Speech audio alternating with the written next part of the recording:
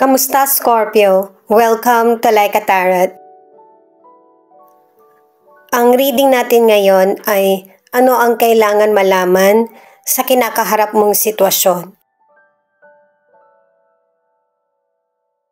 Feeling ko mabigat ang energy mo, pagod ka, may kinakaharap kang problem, dinaramdam or iniisip. Ito rin yung pakiramdam ko sa ibang zodiac sign, kaya ito yung ginawa kong reading.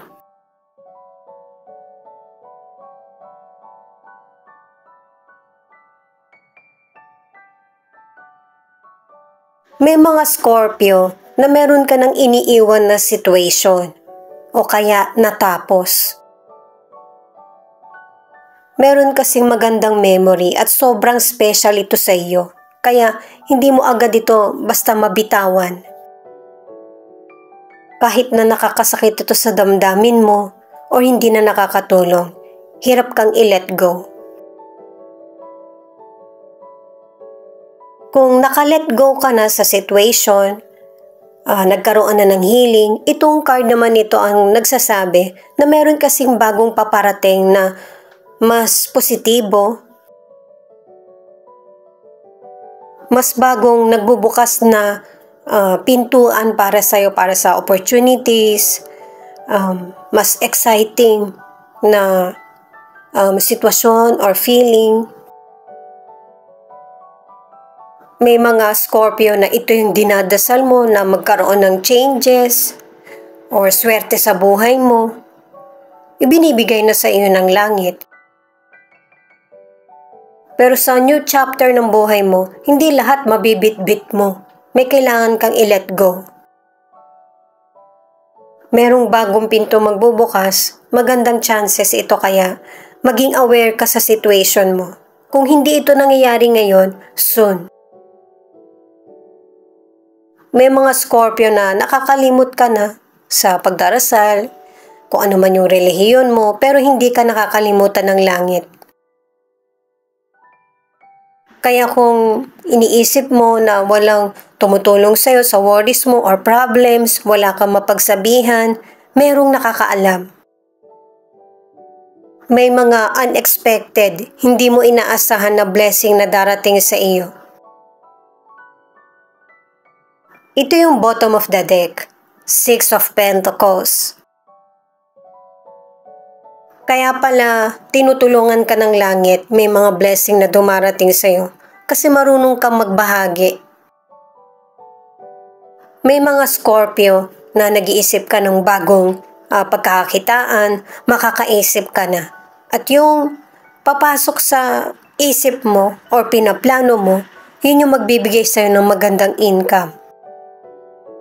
Ang ilang Scorpio, kung naghahanap ka naman ng trabaho, makakakita ka na. Yung ipinahinga mo ng mga ilang araw, buwan, or taon, masasabi mo na sana sinulit mo na. Kasi magiging maganda yung trabaho mo, magtutuloy-tuloy at may magandang kita. Para sa mga bagong viewers, ang reading na ito ay timeless reading.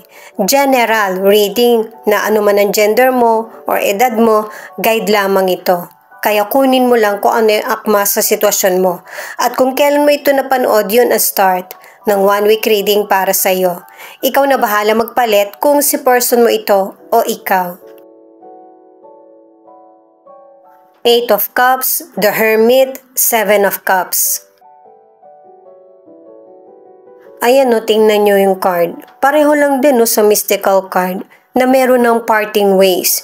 Pwedeng patungkol ito sa love, sa mga bagay na gusto mo or mahal mo, sa career o negosyo.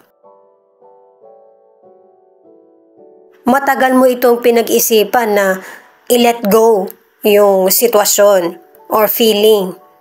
Kasi walang kasiguraduhan eh. Hindi mo alam kung ano yung magiging outcome.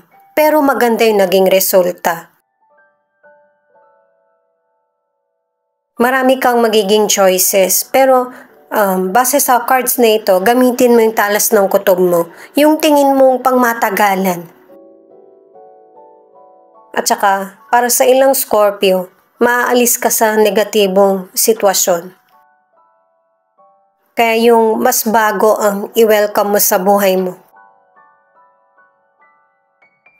Ang ilan sa inyo sa career o negosyo, nasa retirement ka na. Pwedeng nagawa mo na ito or papunta ka na doon. Kung akala mo wala ng chances para sa iyo, nagsisimula ka pa lang. Kasi may ilang Scorpio, ano man ang gender mo, para kang makina. Hindi mo gustong ipirmi lang yung sarili mo. Importante sa iyo yung kita, pero ang ilang Scorpio, mas gusto mo yung trabaho na magiging masaya ka, yung healthy yung environment, yung paligid ba. Mas importante sa Scorpio yung love. At saka hindi mo rin mawari sa sarili mo bakit may mga swerteng dumarating. Yung bang pansamantalang lunas sa problems mo. Ang ilang single dahil sa sobrang gusto ka ng potential person, kahit pekein niya yung katayuan niya sa buhay, gagawin niya para magustuhan mo lang siya.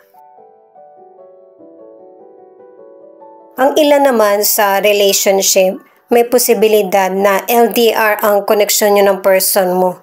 Kumbaga nasa ibang bansa siya or malayo siya sa iyo. Gustong-gusto na ng person mo na makasama ang family kasi gusto niya yung nagtitipon kayo yung magkakasama. Ace of Cups, the Wheel of Fortune, King of Pentacles. Itong mga cards mo pinapakita na kung ano yung minamanifest mo o mga bagay na gusto mo matupad sa sarili ay nangyayari na. Tuloy-tuloy yung swerte mo dahil sa bagong pintuan na nagsimula sa buhay mo. At saka itong mga reward or swerteng dumarating sa buhay mo ay deserve mo. Kasi marami ka ring hirap na pinagdaanan bago ito makamit mo. Sa financial, sobrang magiging masaya ka. Kasi yung gusto mong magkaroon ng kita, yung matugunan yung pangangailangan mo or pangangailangan ng family mo ay natutupad. Itong changes na nangyayari sa buhay mo ay matagal na mararamdaman mo. Kaya wag mong sayangin yung pagkakataon na nagkakaroon ka ng magandang kita. Lalo na't gusto mo pa yung nangyayari sa iyo or ginagawa mo. At saka may ilang Scorpio na hindi lang sa bansa natin swerte ka kahit sa ibang lugar. Kung bata ka pa, ito yung chance mo na mag-explore. Pero kung nasa edad ka na, ito na yung chance mo naman na para i-enjoy yung buhay mo. Kasi nag-retire na nga yung ilan sa inyo kaya meron kang naitabi na financial. Maganda kasi naging trabaho ng ilang Scorpio. Para sa ilan na nasa relationship, magtutuloy-tuloy yung relasyon nyo na merong away, tampuhan, tapos sweet na naman kayo or parang walang nangyayari. Pero sa ngayon, ang mas pinag-uusapan nyo ng person mo, yung mga responsibilidad nyo patungkol sa family nyo o relasyon. Kung magpapakasal man kayo or may pinapaaral kayo. Ang ilang single, dahil sa yung potential person nagsisikap na mapasagot ka or maging kayo, nakikita mo sa kanya na siya yung pangmatagalan na makakarelasyon mo. May regalo din na natatanggap ang ilang single, pwedeng bagay o kaya money.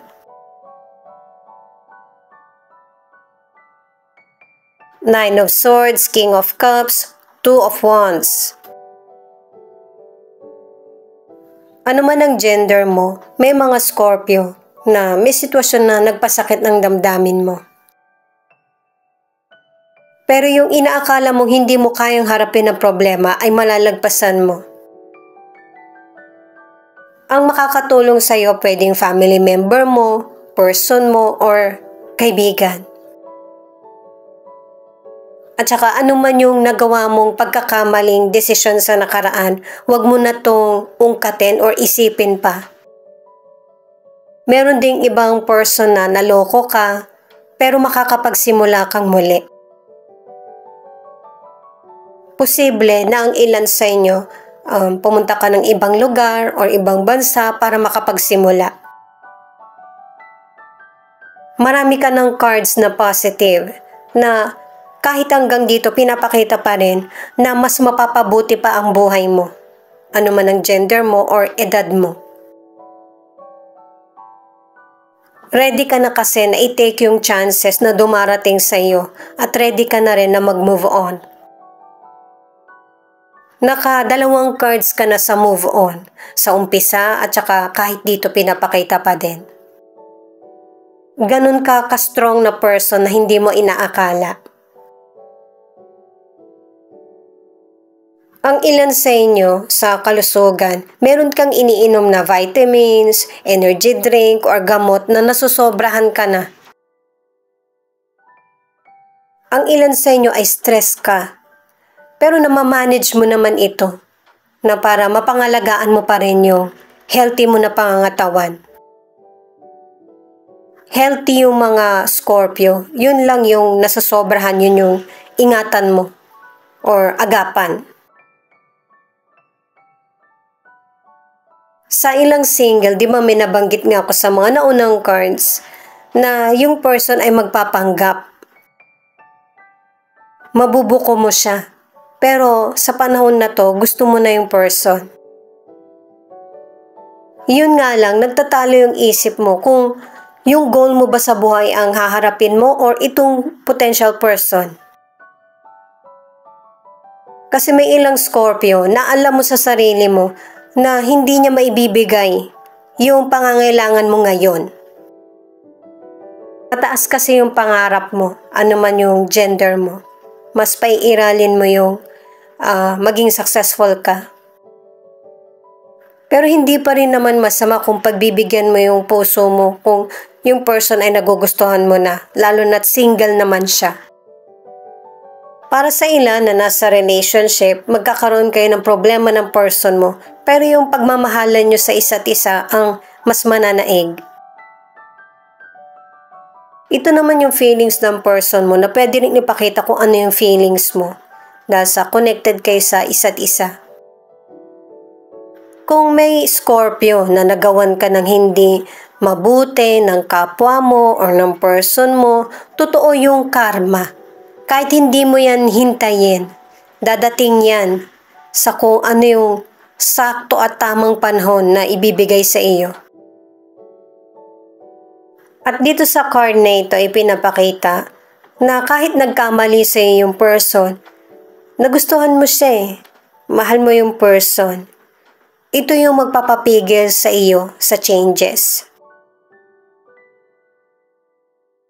Pero once na move on ka, pwedeng ikaw ito o yung person mo, matatanggap mo na lahat. At iingatan na ang sarili. Dahil sa negative nga yung situation ng ilan sa inyo, pwedeng ikaw ito o yung person mo, ina-apply yung pag-release ng negatibong sitwasyon. May mga bago kang paniniwala na ginagawa na para maalis mo sa isip mo yung or sa situation mo ang negative. Ano man ang gender mo kahit na babae ang ipinapakita rito, magkakaroon ng balanse at kapayapaan sa buhay mo. Lalo na ready ka na sa pagbabago.